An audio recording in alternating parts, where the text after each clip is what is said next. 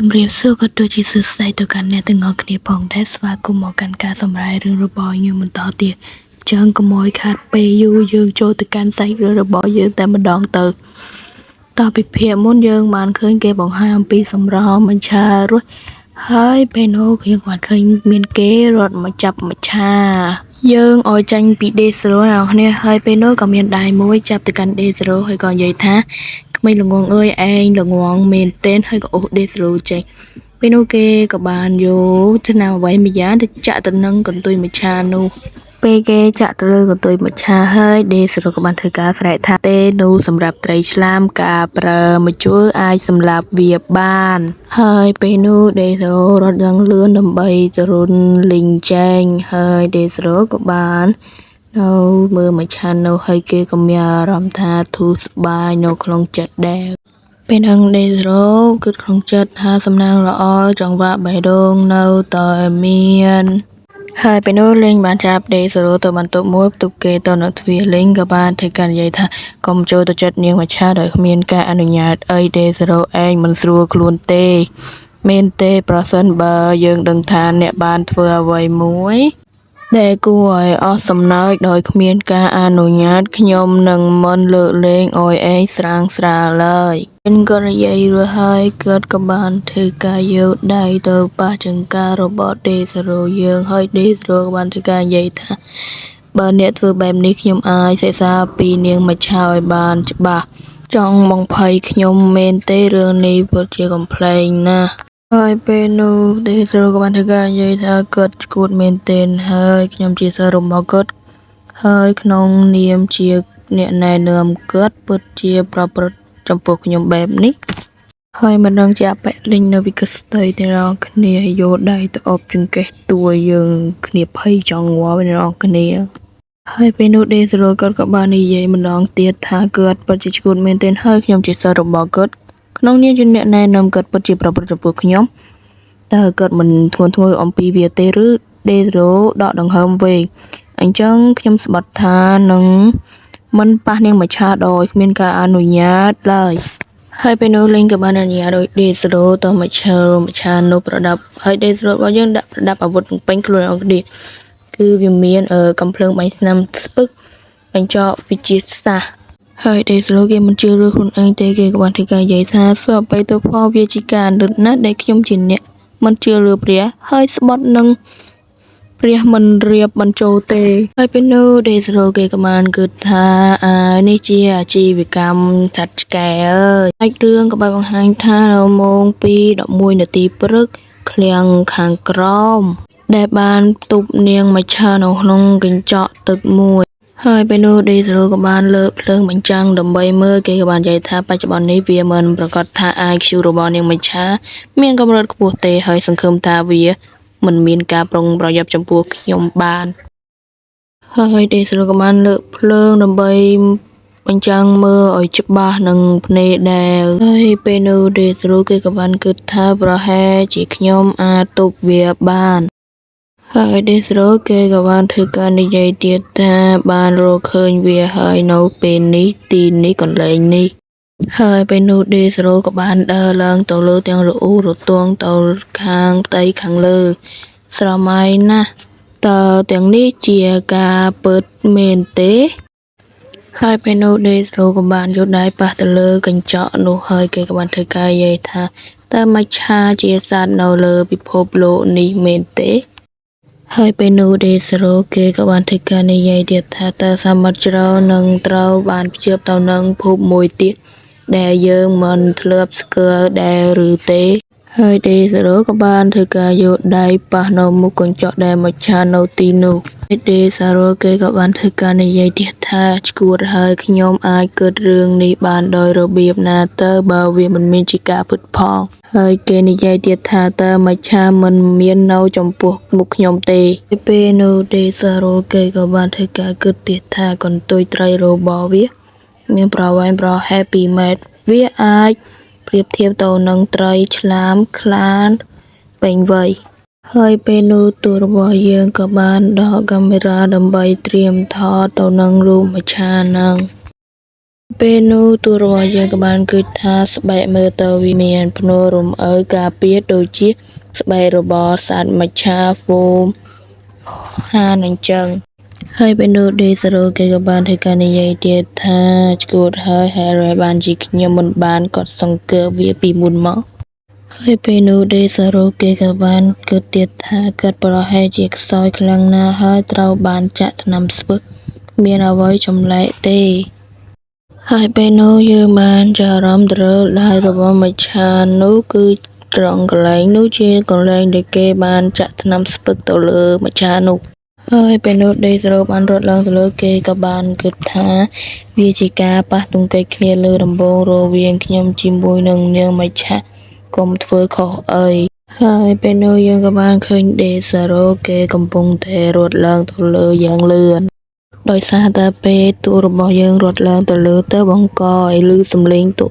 ទៅទេមច្ឆានោះក៏បានភ្ញាក់ឡើងហើយគេក៏បានញញឹមនេះអ្នកនរគ្នាភ្ញាក់ហើយអ្នកនរគ្នាអុយមើលចេះគូមួយនឹងអរអ្នកនរគ្នាពេលដែលទេមច្ឆានោះបើកភ្នែកហើយគេក៏បានធ្វើការញញឹមសាច់របស់យើងឃើញទៀតថាដេសារ៉ូកំពុងនៅស្ងាត់ស្ងៀមសុកពេលគេនោះគេក៏បានគិតក្នុងចិត្តថាពេលខ្ញុំឃើញមុខដ៏អស្ចារ្យរបស់គាត់ខ្ញុំគ្មានបំណងសរសើរគាត់ទេពេលដែលដេសារ៉ូកំពុងគិតចឹងស្រាប់តែទេពមច្ឆានោះងើបចេញមកពីទឹកទៅមើលដេសារ៉ូធ្វើដេសារ៉ូរបស់យើងភ្ញាក់ណាស់ពេលនោះដេសារ៉ូរបស់យើងគេក៏បានគិតទៀតថាខ្ញុំគិតបានតែពាក្យប៉ុណ្ណោះក្នុងចិត្តប៉ុណ្ណោះការភ័យខ្លាចយ៉ាងជ្រាលជ្រៅបំផុតនៅក្នុងចិត្តរបស់ខ្ញុំពេលដែលទេពមច្ឆានោះចេញមកពីទឹកគេក៏បានបង្ហាញទឹកមុខគួរឲ្យខ្លាចហើយគេក៏បានធ្វើការនិយាយថា6អំពើអាក្រក់ហើយពេលនោះដេសារ៉ូគេគិតទាំងភ័យនៅក្នុងចិត្តថាវាហាក់ដូចជាសូម្បីតែប្រលើងក៏ញួរដែរប៉ុន្តែពេលដែលខ្ញុំនៅឃើញនោះគឺជាការភ័យខ្លាចយ៉ាងខ្លាំងពេលដែលខ្ញុំបានឃើញមុខរបស់មច្ឆាដែលមានភាពត្រជាក់ស្រេបបែបនេះវាពិតជាគួរឲ្យខ្លាចខ្លាំងណាស់ពេលនោះដេសារ៉ូគេភ័យនឹងមុខរបស់គេខ្មៅហើយនឹងស្លេកស្លាំងពេលនោះមច្ឆានោះបានធ្វើការហែចេញពីទឹកដេសារ៉ូក៏បានត្រៀមយកកំភ្លើងបាញ់ថ្នាំស្ពឹកបាញ់ទៅលើមច្ឆានោះដែលពេលនោះគេក៏បានអង្គុយចុះដោយមានទឹកសាច់មកលើគេក៏បានយកដៃការពារហើយពេលនោះមច្ឆានោះក៏បានធ្វើការយកដៃចាប់ទៅកាន់ជើងរបស់ដេសារ៉ូខ្ញុំគិតថាអ្នកគ្នាកន្លែងគេទៅហ្នឹងគឺស្អាតហ្នឹងអ្នកគ្នាថាគឺវាដូចស្អាតណាស់អ្នកគ្នាហើយពេលនោះដេសារ៉ូក៏បានធ្វើការយកកំភ្លើងដែលមានផ្ទុកសារធាតុថ្នាំស្ពឹកយកមកភ្ជុំទៅនឹងសត្វមច្ឆារបស់យើងហើយដេសារ៉ូក៏បាននិយាយថាតើអ្នកចង់ធ្វើអ្វីទៅហើយពេលនោះមច្ឆានោះក៏បានសង្គ្រោះទៅលើដេសារ៉ូរបស់យើងឲ្យដេកទៅនឹងកន្ទុយមច្ឆារបស់គេក៏បានធ្វើការនិយាយពាក្យមួយម៉ាត់គឺដេហើយគេនិយាយទៀតថារ៉ាក៏បាននិយាយទៀតថាកូឡាហើយពេលដេសារ៉ូរបស់យើងលើបែបហ្នឹងហើយគេក៏បានគិតទៀតថាតើអ្នកកំពុងតាក់ទងខ្ញុំមែនទេហើយតួយើងគិតទៀតថាតើអ្នកអាចយល់ពីភាសារបស់ខ្ញុំបានដែរឬទេសូមបើកវងកញ្ចក់ទៅនេះបន្តិចអ្នកគ្នាភាសាមនុស្សភាសាមច្ឆានឹងវាខុសគ្នានិយាយអត់ចូលគ្នាអ្នកគ្នាពេលមច្ឆានឹងលឺបែបហ្នឹងហើយគេក៏បានធ្វើការនៅនឹងមួយកន្លងហើយក៏ញញឹមទៅកាន់ដេសារ៉ូទាំងមិនឆ្លើយតបអ្វីហើយពេលនោះដេសារ៉ូរបស់យើងក៏បានគិតថាខ្ញុំប្រហែលជាមនុស្សដំបូងដែលបាននិយាយជាមួយនាងមច្ឆាហើយពេលនោះដេសារ៉ូគេក៏បានសើចទាំងម្សំគេក៏បានធ្វើការនិយាយថាវាគ្រោះថ្នាក់ទេហើយដេសារ៉ូក៏បានធ្វើការនិយាយទៀតថាអ្នករងរបួសហើយខ្ញុំចង់ព្យាបាលវាប្រកបណាស់ហើយដេសារ៉ូគិតក្នុងចិត្តថាខ្ញុំគិតថាភាពវៃឆ្លាតរបស់មច្ឆាគឺខ្ពស់ហើយពេលនោះមច្ឆានោះក៏មិនតបតអ្វីដែរគេគ្រាន់តែយកដៃអូសទៅកាន់ចង្កេះធ្វើឲ្យដេសារ៉ូនឹងឡើងមុខនឹងក្រហមអ្នកនរគ្នាហើយពេលនោះដេសារ៉ូគេក៏បានគិតថាខ្ញុំមានភាពភ័យខ្លាចដោយមិនដឹងខ្លួនក្នុងរយៈពេលមួយរំពេចហើយតួរបស់យើងបាននិយាយទៀតថាកើតគឺជាសត្វដែល ពងខ្ពស់ដែលលេងជាមួយខ្ញុំនៅក្នុងដៃរបស់គាត់ហើយពេលនោះមច្ឆាបានធ្វើការយកដៃប៉ះទៅនឹងចង្កេះរបស់ដេសរ៉ូធ្វើឲ្យដេសរ៉ូអៀនមុខឡើងនឹងកង្ហល់នៅដេសរ៉ូក៏បានគិតថាប្រសិនបើរឿងនេះនៅតែបន្តសរីរាង្គជាលក្ខមួយដែលត្រូវគិតស៊ីបាត់អូតើគាត់ខឹងហើយ